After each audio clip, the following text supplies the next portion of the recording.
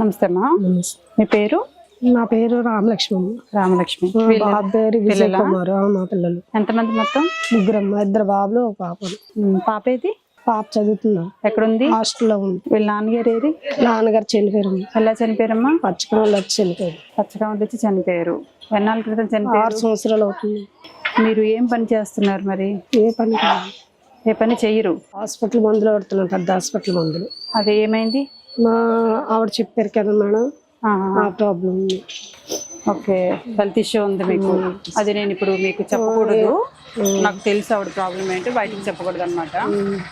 దానివల్ల ఏంటంటే ఈమె బయట ఎక్కువగా వెళ్ళి పని చేసి అంత ఇది లేదు, కానీ వీళ్ళకి ఎలా జరుగుతుంది అనేది నాకు అర్థం కావట్లేదు. మరి వీళ్ళ వీళ్ళు కూడా హాస్టల్లోనే ఉంటున్నారు. సో అదనమాట. మరి మీ బ్రతుకు తెరువు ఎలా నడుస్తుంది? కోటా రేషన్ వస్తుందమ్మా, అవే తింటున్నాం. వీళ్ళు హాస్టల్లో ఉంటున్నారు కాబట్టి, ముగ్గురు హాస్టల్లో ఉంటున్నాను, నేను ఒక్కరిదాన్ని ఉంటున్నారు కాబట్టి మీకు పెన్షన్ ఏమైనా వస్తుందా? పెన్షన్ ఏమి రాదు. మరి మీకు రెంటా సొంత ఇల్లా? సొంత ఇల్లు కాదమ్మా, మేనత్తాల కొడుకుది వాళ్ళు ఇచ్చారు.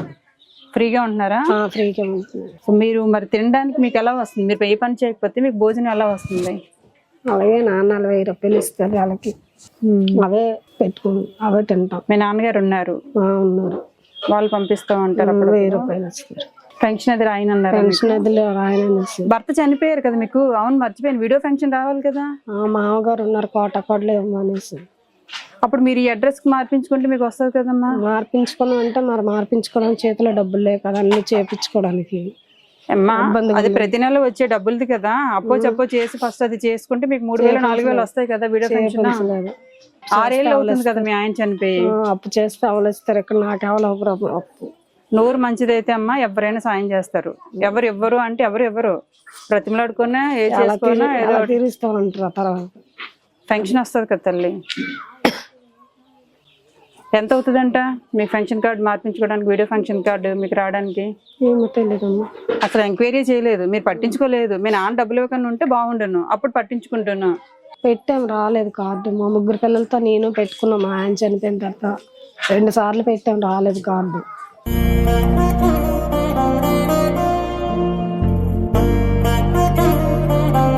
బుల్లి వినాయకుడిలా కనబడుతున్నారా మీరు అంతా నాకు? రండి.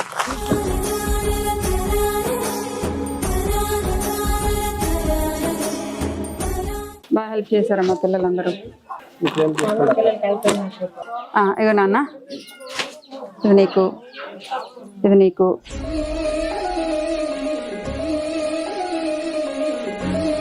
చీరలు కడతారా? నైటీలేనా? చీరలు కూడా కట్టండి.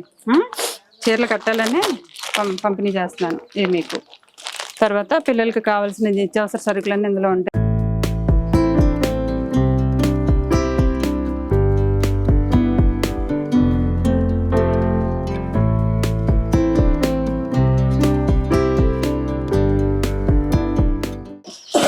ఇవన్నీ తెచ్చినందుకే ధన్యవాదాలు మేడం గారు, మా వాటిని మన్నించేంత దూరం వచ్చినందుకు. సరే, 5,000 అయితే ఇస్తాను.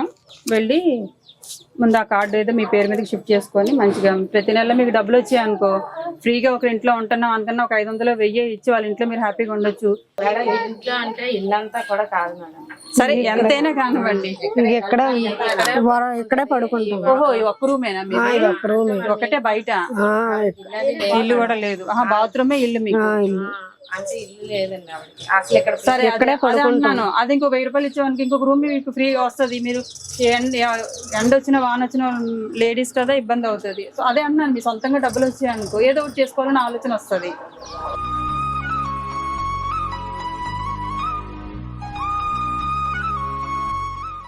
$5,000 ముందైతే ముందు ఆ కార్డుని తీసుకుందండి. ఓకే, నీ కూతురిని ఇంటర్ అయిపోయిన తర్వాత నా దగ్గర పంపించు. నీ కూతురిని చదివించడమో లేకపోతే ఏదైనా పని నేర్పించడం ఏదో ఒకటి చేస్తాను. నీ కూతురి విషయంలో నేనైతే హామీ ఇస్తాను. మిమ్మల్ని కూడా చూసుకుంటాను. ఏదైనా అమ్మకి ఏమి జరగదు, ఏదైనా అయినా కూడా నేను చూసుకుంటాను. ఓకేనా? ఫస్ట్ మీరు ఆ ఫంక్షన్ డబ్బులకి రెడీ చేయండి. ఓకే, వెళ్ళొస్తాను. Thank you, bye bye. మీరు నాకు హెల్ప్ చేశారా? తెచ్చారా మీరు? వీడు తెచ్చాడు. వీడైతే రైస్ బ్యాగ్. కనిపిస్తున్నాయి పోలికలు. బాయ్. ఊరికే పోదు ఎవరికైనా సాయం చేస్తే.